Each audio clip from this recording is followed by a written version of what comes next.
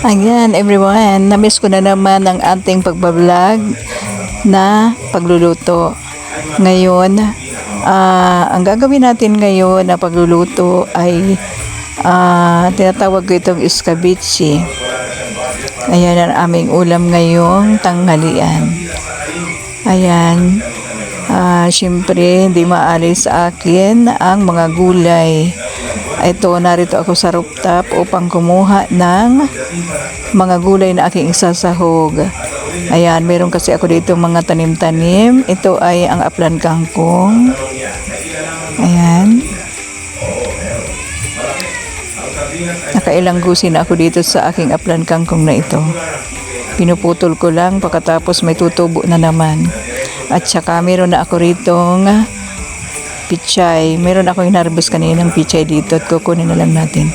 Ayan everyone, meron tayong pichay at saka kangkong na isasahog sa ating escabeche. Ayan everyone, umpisa na nating magprito ng isda na isasahog natin sa escabeche. Kanina ay hinugasan ko ito everyone. Itong isda na ito yung nahuli ng mga anak ko nung sila ay mag-fishing net no, isang gabi. Ayan, ilinagay ko lang ito sa freezer. Ayan, madali lang naman ang pagprito everyone. Ayan. Ayan. Hindi kailangan kasi igigisa pa natin ito everyone. Pagkatapos nating maprito ay magisa naman tayo. Yung natirang mantika sa yan ang ginawa kong panggisa para malasa yung ating oil. Ayan. Magisa lang sa sibuyas, bawang, luya,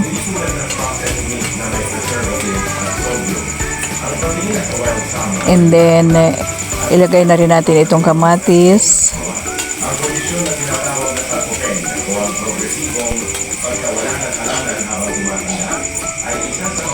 Ayan, narito na yung ating mga gulay na galing sa rooftop.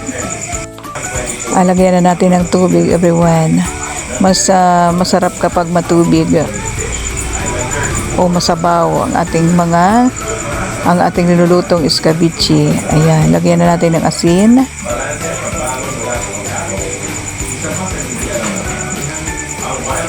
Ayan, kapag kumulo na yung tubig ay ilagay na natin ang mga gulay.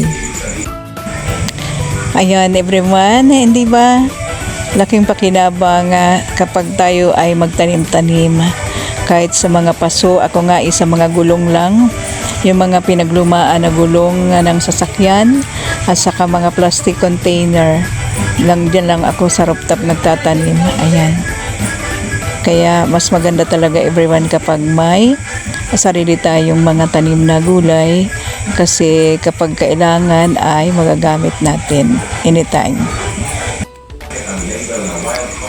Wala pala ako, nakalimutan ko mag-usi ng sili, kaya ito, akyat ulit ako sa taas at kumuha ako ng sili na isasahog natin. Ayan, hinugasan natin at pagkatapos ay inilagay ko na. Ayan, isinunod ko na rin itong ating piniritong isda. Mag-add kayo ng seasoning if gusto nyo, nakadepende sa inyong panglasa. Ayan, ang sa akin ay okay na yung asin lang ang aking inalagay. Piniga ko na yung suwa at kalamansi at ayan.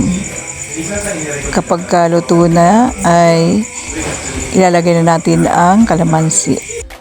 Ayan, sa puntong ito everyone, ang ating gulay ay luto na at tinitimpla ko na lang kung okay na yung lasa at papatayin na natin ang apoy.